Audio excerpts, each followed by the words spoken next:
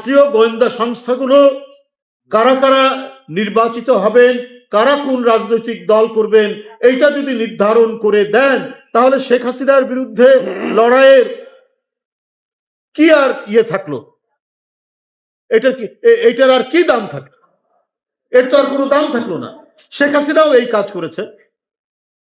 উনি তৃণমূল থেকে জাতীয় পর্যায় পর্যন্ত গোয়েন্দা সংস্থা দিয়ে তিনি বিরোধী দলের লোকজনকে ধমক দিতেন, চেষ্টা করাতেন যে বিএনপি থেকে তাদেরকে যেন সরিয়ে দেওয়া যায়, তারা যেন আরেকটি রাজনৈতিক দল গঠন করতে পারে, তারা যেন বিএনপিকে ভাঙে। এই কাজটাই তো 16-17 বছর শেখ হাসিনা গোয়েন্দা সংস্থাগুলোকে দিয়ে করিয়েছেন। এখন আমরা আবার শুনছি যে গোয়েন্দা সংস্থার লোকরা নাকি একটি রাজনৈতিক দল গঠনের জন্য কাউকে কাউকে সমর্থন দেওয়ার জন্য বিভিন্ন জায়গায় তারা কাজ করছে। এই ঘটনা কিন্তু এদেশের মানুষ মেনে নেবে না। এই দেশে একটি প্রকৃত গণতান্ত্রিক পরিবেশ, যে মানুষ যে দলকে পছন্দ করে তাকে তারা ভোট দেবে, যে মানুষ যে রাজনৈতিক দল গঠন করতে চায় তারা সেইভাবে রাজনৈতিক দল গঠন করবে। এখানে কোনো নির্দেশনা, এখানে কোনো হুমকি, এখানে রাষ্ট্রের কোনো খবরদারি থাকবে না।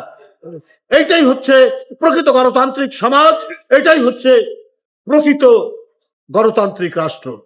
সেটা না করে আপনার মঈনুদ্দিন ফখরুদ্দিনের মতো, হোসেন মোহাম্মদ এরশাদের মতো এবং শেখ হাসিনার মতো একই কালচার, একই সংস্কৃতির যদি পুনরাবৃত্তি হয় তাহলে তো মানুষ মনে করবে আরেকটি ফ্যাসিবাদ তৈরির প্রচেষ্টা চলছে। এখানে অন্তর্বর্তীকালীন সরকার তারা জিনিসটাকে যাচাই বাছাই না করে হয় তারা এটি করেছেন, অথবা তাদের মনে যদি কোনো অসৎ উদ্দেশ্য থাকে যে আমরা আবারও মঈনুদ্দিন ফখরুদ্দিনরা যে প্রচেষ্টা নিয়েছেন যে বিএনপিকে ভাঙার, গণতান্ত্রিক শক্তিকে দুর্বল করার, সেই ধরনেরই আরেকটি ক্ষুদ্র প্রচেষ্টা অত্যন্ত ক্ষীণ আকারে এই সরকারের ভিতরে কাজ করছে কিনা, তাদের অন্তরের মধ্যে ক্রিয়াশীল আছে কিনা, এই নিয়ে জনমনে কিন্তু ব্যাপক সন্দেহ দেখা দিয়েছে।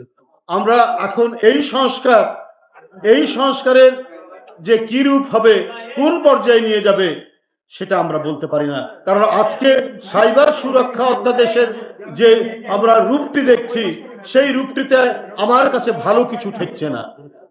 আমার কাছে মনে হচ্ছে ডালের মধ্যে কিছু কালো পদার্থ রয়েছে বলে মনে হচ্ছে। গতকাল মধ্যরাতের যে আগুন, সে আমরা জানি না, আমি কোনো মুখরোচক কথা বলতে চাই না। এই আগুনে অনেক নথিপত্র পুড়ে গেল, কিন্তু একটি ঘটনা আরেকটি ঘটনাকে সন্দেহ তৈরি করে। গতকালই আমরা সংবাদপত্রে দেখেছি যে একটি সরকার কয়েকটি গুরুত্বপূর্ণ নথি চেয়ে পাঠিয়েছে সরকারের পক্ষ থেকে। এই নথি চাওয়ার পরেই গতকাল গভীর রাতে এই আগুন, এটা জনমনে বিরাট প্রশ্ন দেখা দিয়েছে।